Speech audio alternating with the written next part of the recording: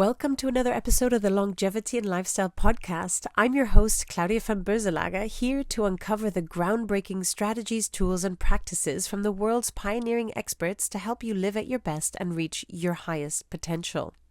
Did you know that high-quality, cold-pressed olive oil can facilitate your longevity, support brain function, and well-being? Check out today's episode with Dr. Limor Goren, molecular biologist and founder of Kyoord, K-Y-O-O-R-D, to learn all about the longevity and health optimization benefits of olive oil, what polyphenols are and their healing properties in fighting cancer, how olive oil improves brain function, why olive oil harvesting families keep the first bottles of the harvest, and much more. And don't forget to please help spread the word by sharing the show with your family, friends, and colleagues. The more people we can help with this message, the better the world will be. So thanks so much for sharing. Please enjoy. Welcome to the Longevity and Lifestyle Podcast, Limor. It's such a pleasure to have you on today. Thank you so much, Claudia. I'm really excited to start a discussion.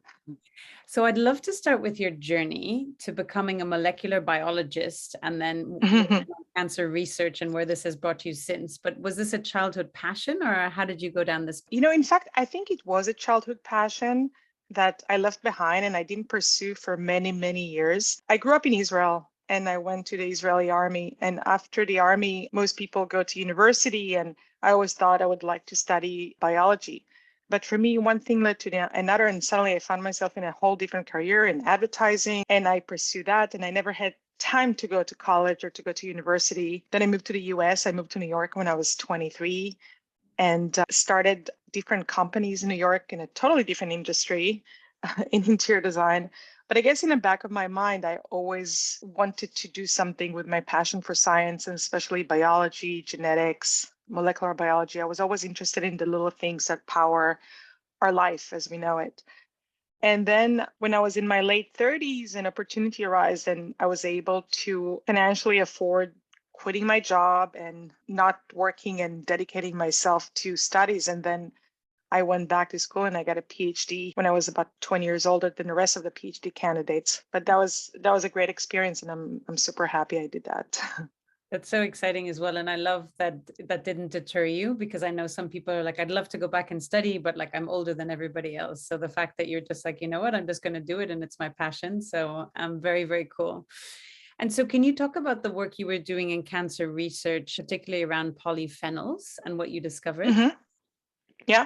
So very fast after I started my PhD, I knew I wanted to specialize in cancer, and I started working in a cancer lab at Hunter University. The lab was specialized in cellular metabolism.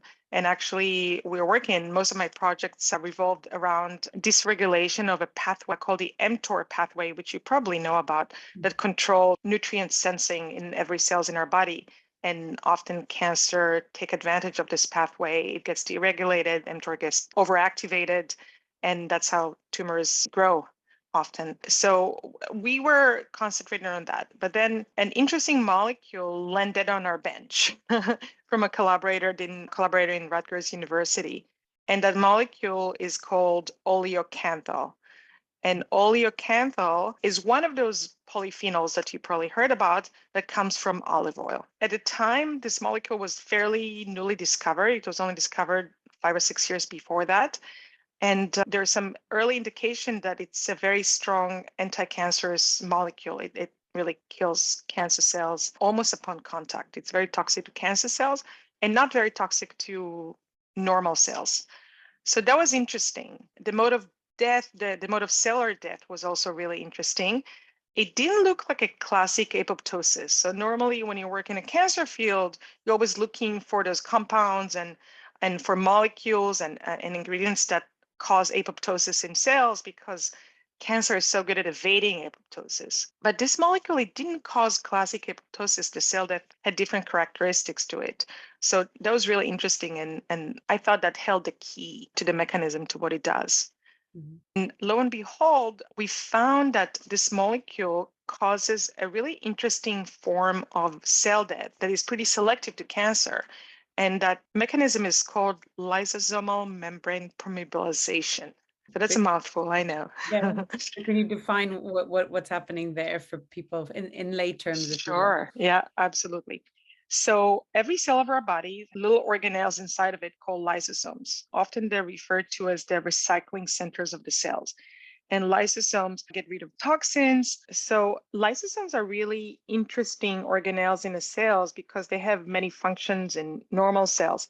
But apparently cancer cells are very, very reliant on lysosomes, much more than normal cells. So they use lysosomes as their means to achieve nutrient sufficiency, to get enough nutrients from other cells, because often tumors, they start very poorly vascularized. They don't have blood vessels feeding them, and they don't have other ways of getting nutrients.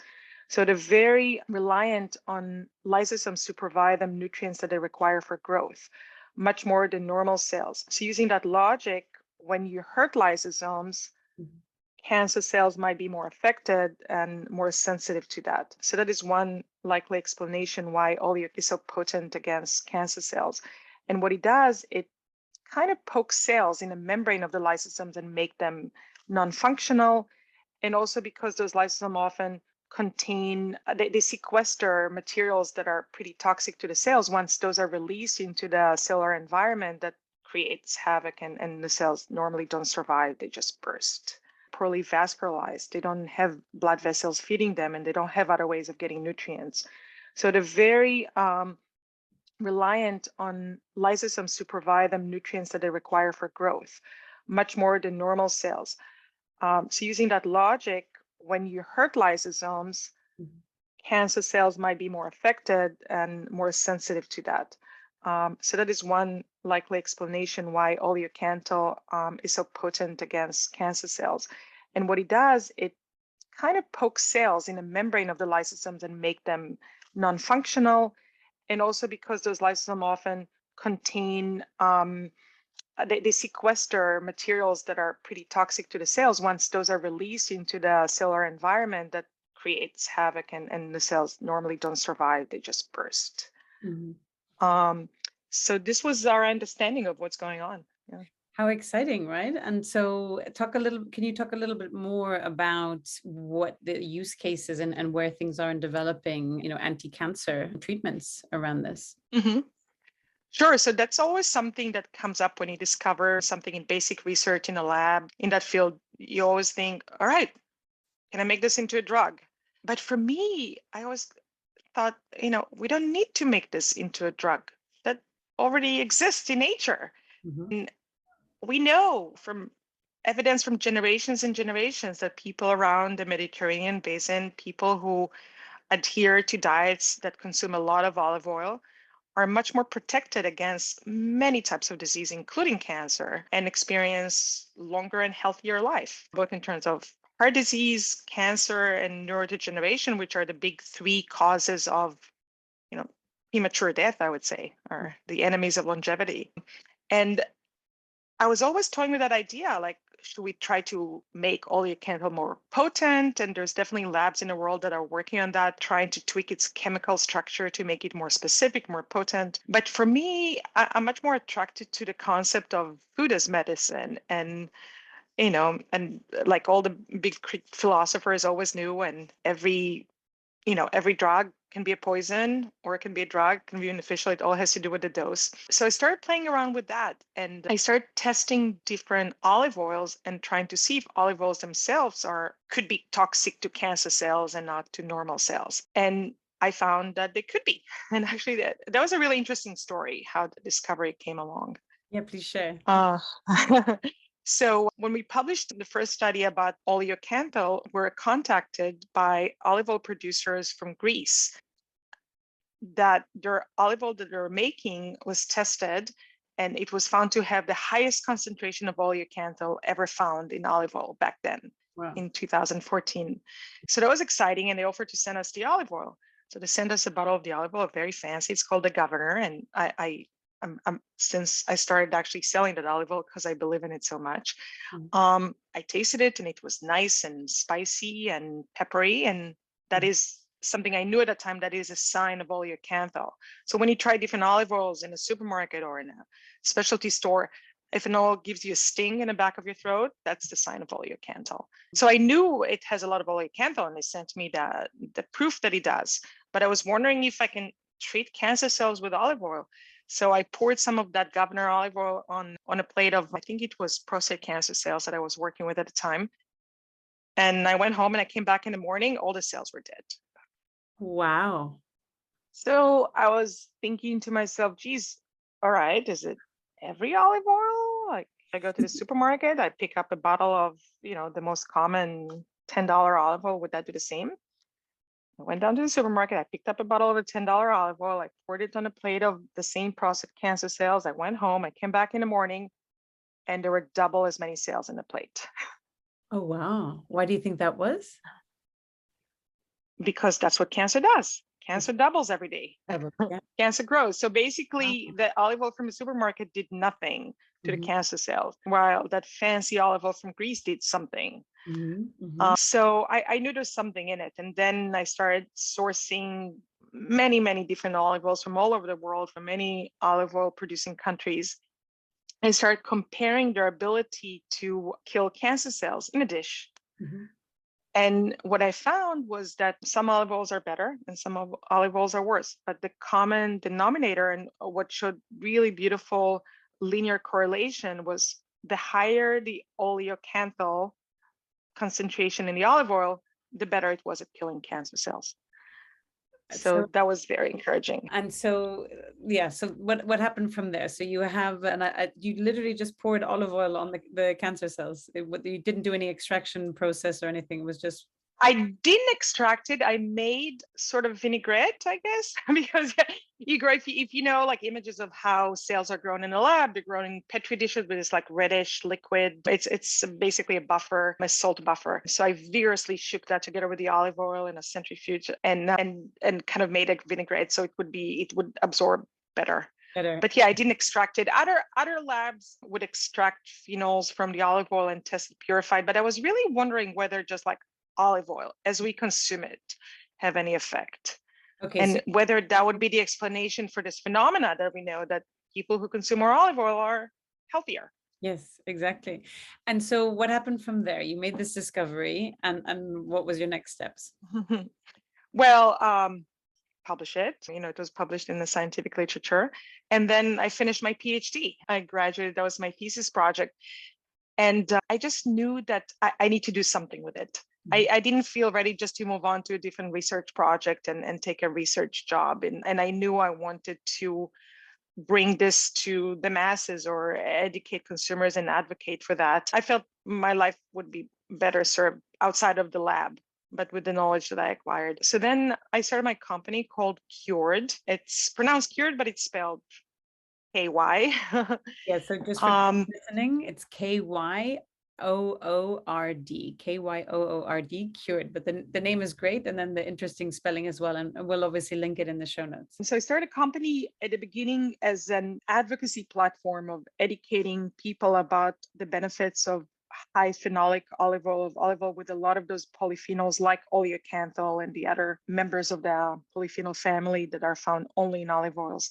And explaining how it works and explaining the importance of consuming the better olive oils that contain that, because every olive oil, if it's made right, has a potential to be so beneficial and contain high levels of polyphenols. Depending on the variety of the olive fruit or the olive tree, you would find different polyphenols. But every olive tree has the ability to produce excellent olive oil that is high in polyphenols. Just some varieties produce more of certain polyphenols. And then I just got so many requests to people ask me, which olive oil should I buy? Where can I buy it? It's not available. And then I decided, okay, well, I guess, I'm going into business. I'm selling olive oil now. And I started importing that oil called the Governor that I use in my research. It's made in very, very small quantities and batches. So that I knew that would not be enough. So then I started developing my own olive oil that we're able to produce in slightly bigger quantities. It's still made in very small batches, and it's still, have the highest levels of polyphenols and oleocanthal that we can get. And it's called Kyoord. Where can people find it? Is it available online, or how can people find out where to get it? Yeah, it's available at kyoord.com, KYOORD.com. And the Governor is also available on Amazon And by the way, for your UK listeners, the governor is also available in the UK through a British distributor. If you just look for the governor UK, you'll find it too. Yeah. Okay, great. Thank you. And so let's talk a little bit about the compounds that promote longevity and optimize well-being that Oleocanthal has. Mm-hmm. So my work centered mainly on cancer, but other labs around the world study the same molecule and again, the other polyphenols in other contexts of health and disease. Another big one is neurodegeneration. Oleocanthal have been shown to alleviate some symptoms of Alzheimer, namely prevent aggregation of tau proteins. And that was shown both in vitro and in vivo in animal models. The reason for that, and probably another reason why it's so effective against cancer and also to maintain cardiovascular health, is because of its anti-inflammatory properties. So it's an extremely anti-inflammatory molecule. And basically, if you try to abstract the way our bodies work and life and death, what makes us older and what eventually causes death is too much inflammation or too much oxidation.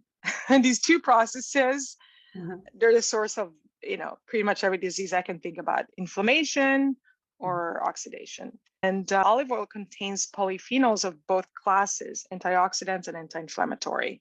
Oleocanthal is an anti-inflammatory, and many, many other polyphenols such as hydroxytyrosol or oleacin are antioxidant.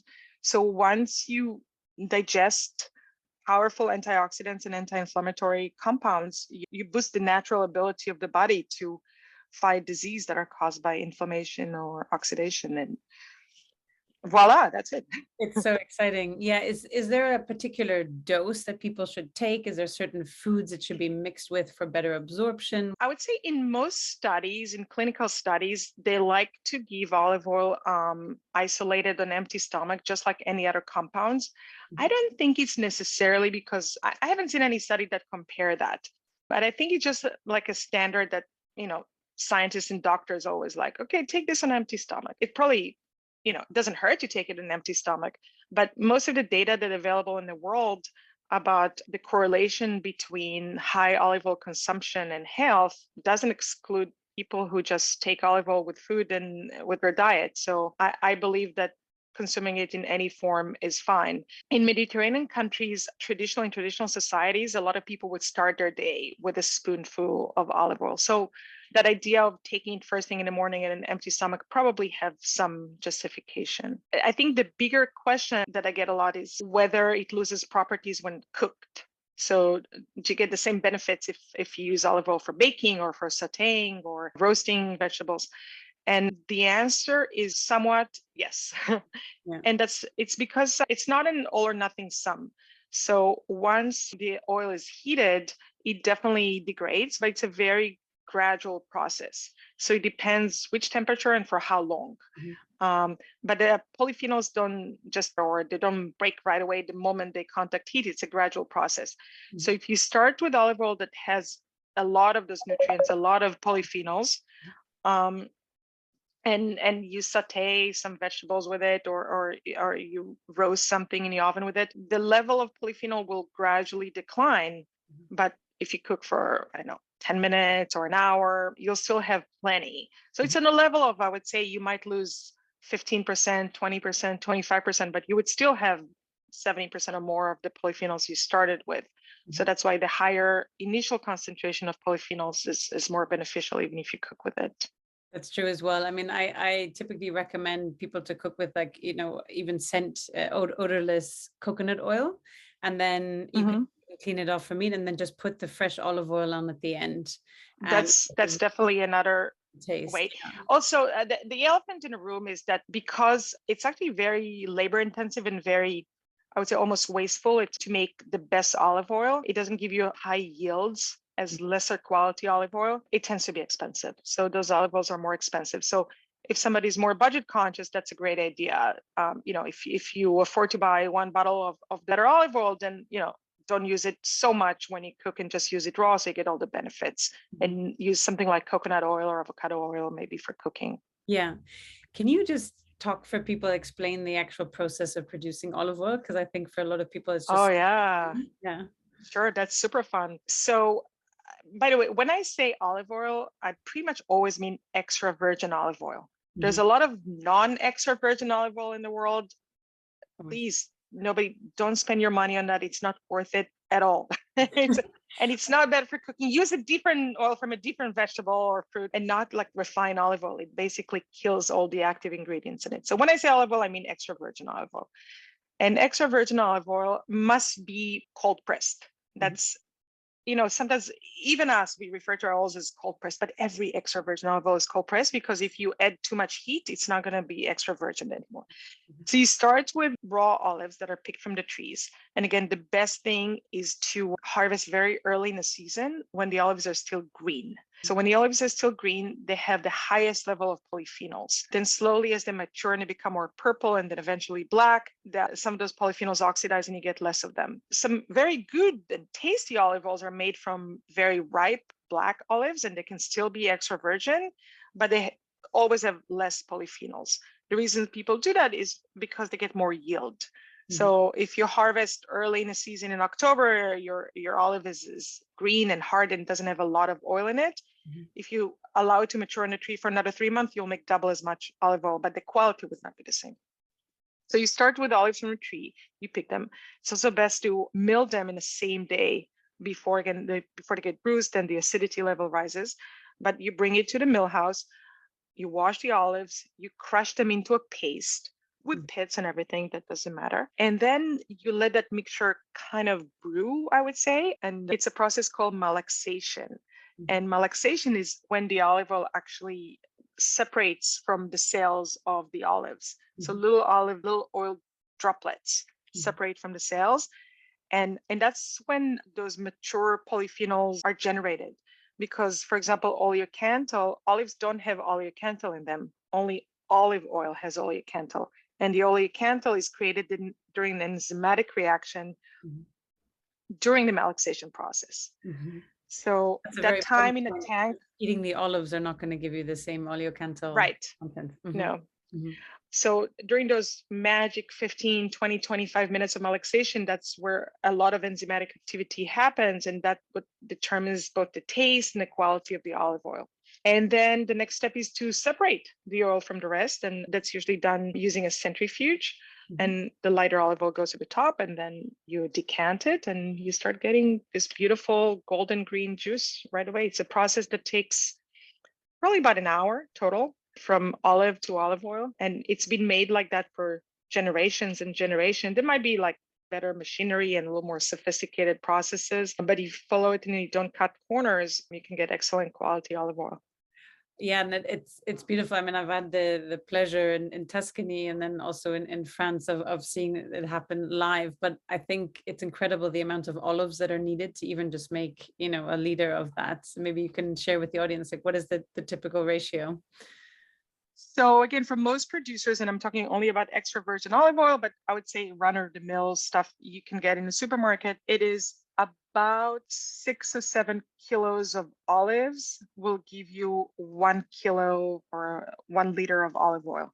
Wow. And then the more that ratio grows, the better the quality. So for example, our oils, we use about 10 kilos of olives and only get about 1 liter of olive oil because the olives are so unripe. They have less oil in them, but it's more concentrated. But to concentrate it more. Yeah. So I'm excited to try it as well. I'll have to, because I love that peppery taste. And I didn't realize that's the oleocanthal. So that's actually the good part of it as well. And actually, canth in the name oleocanthal, canth in Latin means sting. So that's how they named olive oil, because it's the sting ingredient in the olive oil, the one that stings your throat. It's beautiful. I mean, it's not easy to find as well, because I think everyone's used to just buying it in the supermarket, but the quality, I think So now we have a really good source with Kyoord as well, which is exciting. What other ways, we talked a bit about the brain function, but there's also, I understand, studies that are showing that it can help around Alzheimer's, right? And supporting Alzheimer's treatment. Can you talk a bit about that? Yeah, so these are some studies that were done in the US, again, both on in vitro and in vivo. And they show that oleocanthal treatment actually increases the efficacy of one of the most common and available drugs that they give to patients of early onset Alzheimer. Because Alzheimer right now, one of the problems, it cannot be diagnosed before symptoms start appearing. And there's really no cure and no management for that except taking a medication. And what they saw is that the brain function in the animals was improved. I don't remember the percentage, but something very significant with a combination of Oleocanthal and that medicine, as well as Oleocanthal alone. But the way you work with clinical trials and trials in this country, you have to partner with a pharmaceutical to get a budget. So it would be hard to finance a trial that shows, all right, you don't need any drug and just take Oleocanthal or olive oil. Olive oil as well. So are you familiar with the work of Dr. Dale Bredesen of Apollo Health? He has the book, The End of Alzheimer's Program, Reversing Cognitive Decline at Any Age. I literally just did an Instagram live on this topic as well, because my mother suffers memory and dementia.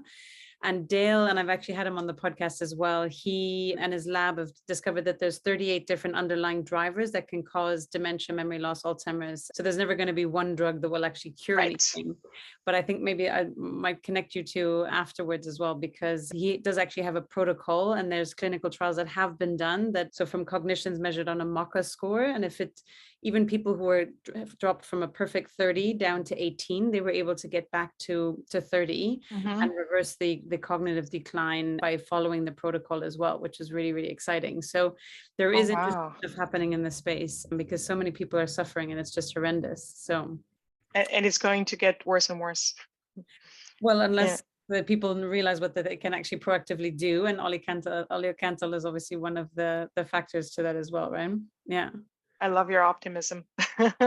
I mean, I think it's just awareness and the more people that know, because I've had this conversation with Dale, and I think that if people realize, as you were saying, food is medicine, and that's where it's what you feed your body every day. And if you're aware of what's doing your body good and what's actually poisoning your body and doing less of that one, obviously, combined with some other factors and being on top of your tests and making sure that everything is aligned, then I think there's a huge potential for many people to thrive and live at their best state every day. So that's my I completely agree. And that's my spiel too. I agree with that. Change is at our fingertips by the choices we make every day. Correct. Yeah, exactly. So I'm excited to discover more about Oleocanthal as well. And plus I love it. It tastes delicious olive oil. So Limor, I'd love to ask you some rapid fire questions, if I may. So thinking of the word successful, who's the first person who comes to mind and why? Ooh, successful. So not good at things like that. You want to pass? It's okay. Don't worry. We can jump over. For me, success ties very much to happiness. Because success, it's not monetary, it's not, achievement or fame. It's really whoever can live their life happily and joyfully and be fulfilled. So this is my goal, to be fulfilled and to know that I'm doing something that help other people and that helps me sleep well at night. Yeah, no, I love that. That's beautiful. Limor, do you have any particular morning routine to start your day as a success? Absolutely. I start my morning with a spoon of high Oleocanthal olive oil, either a little shot glass or a spoon, but that's always in the morning. And then I drink coffee. So I wonder was also the coffee, because you have that bulletproof coffee idea. I mean, that's MCT oil. It's a little bit different as well. But is there any correlation or is there any benefit of combining like the oil with the coffee?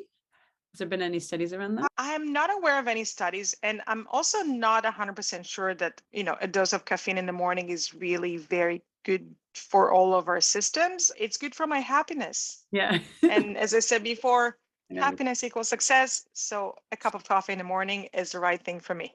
Exactly. And I think in the morning it's okay too. I try to avoid it after 2 p.m. in the afternoon, but morning time is a good one.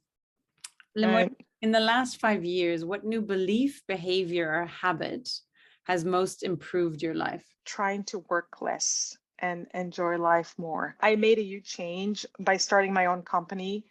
I can work from anywhere in the world just with my laptop. All of the people that are helping me are freelancers that are located in different parts of the world. I pretty much try to automate everything as far as the fulfillment. And I love writing. I love writing scientific articles. I love creating recipes, and I can do it from everywhere. So that idea of freedom, not being tied to a place, is a huge one for me. amazing, especially coming from a lab to being able to Yeah. is really Exactly. yeah, I'm a big fan of that myself. So yeah. What are some of the bad recommendations you hear, potentially even around olive oil and oleocanthal? What are some things you would Yeah. avoid? So the number one is do not cook with olive oil. It's carcinogenic, which is a complete myth. Actually, there have been studies that show that cooking with olive oil improves the nutritional value of the food, and it's really the opposite of carcinogenic. So that's a weird myth that I love. I'd love more and more people to know that it's a myth. A myth as well. What has been your most exciting purchase in the last 6 months? Oh, I got a new surfboard. Really, really fun. Yeah, Big surfer? I get a new surfboard about every 6 months, but I That's always love my new Israel? surfboards. Or where did you learn to surf? No, I learned to surf where I live in Montauk. We have great waves here, for East Coast. But I travel a lot for surf. I longboard. I always have longboards. And I always buy longer and longer boards, I think, as I age, and it's easier. More about But I got this really nice glider that I'm very excited about. Oh, wow. Like an airplane glider? No. It's in a surf world. It's called a glider because it glides on water. Oh, okay. I thought like the plane, Yeah. like the glider. Yeah. It's just a small purchase that we just did there. Yeah. Really exciting. If you had to give advice to a college student or an 18-year-old sort of starting out in the real world, what advice would you give and what advice should they ignore? Well, that might be controversial, but it depends on the type of person you are. I don't think college is the most important thing. I think going out there into the world and experiencing and interning and trying different ways of acquiring knowledge and skill, I find those to be way more powerful. For some people, college is the right choice. I'm not saying that it's not, but if in doubt, I think getting real world experience, try to offer a company that you would love to work and send them, an email and tell them you'll work for free for a couple of months just to learn.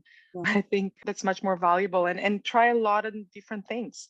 Don't decide that, oh, this is what I am and this is what I need and this is what I like, because it's never going to materialize so linearly.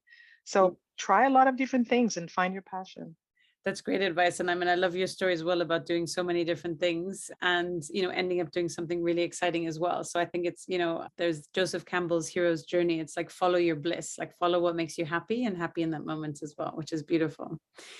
Limor, if people are interested in following you and what you're up to, where can they find you? Social media, websites, where would you send them? Absolutely. Both social media and our own website. They're both Kyoord, Kyoord. We post science news, any different type of like nutrition tidbits, and a lot of recipes. Excellent. So we'll link those in the show notes for people listening as well. Limor, do you have any final ask or recommendation or any parting thoughts for my audience? Food is medicine. Watch what you eat. Just a quick question. What are your top 5 food choices? Olive oil, high quality, extra virgin cold pressed olive oil, of course. What else would you recommend? Leafy greens. Enjoy, embrace them. Anything from parsley to kale and spinach and everything in between. Blueberries. Nuts. Actually, most studies that use olive oil often also study effects of nuts, and it's also very high, almost as high as olive oil, not quite. But things like almonds, pistachios, walnuts, of course, if you're not allergic to that. So I would say this would be in lentils. Lentils are a great source of protein as well as healthy carbs. So that would be my 5: olive oil, leafy greens, blueberry, nuts, and lentils. You got it. That sounds like a salad. It sounds perfect. Sounds delicious as well. Thank you so much for coming on today. It's been such a pleasure. Same here. Thank you.